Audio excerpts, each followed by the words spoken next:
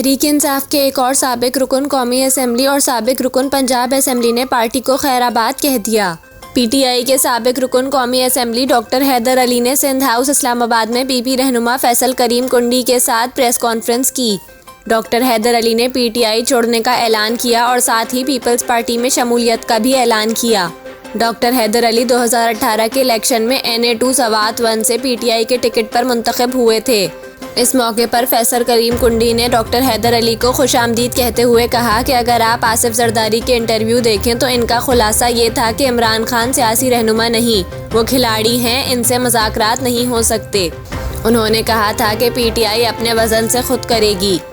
दूसरी जानिब पीटीआई के साबिक रुकन पंजाब असम्बली जावेद अख्तर अंसारी ने भी पार्टी छोड़ने का ऐलान किया।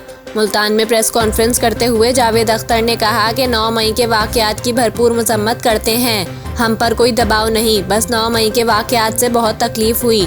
पाक फ़ौज हमारा फ़ख्र है और हम इसके साथ खड़े हैं।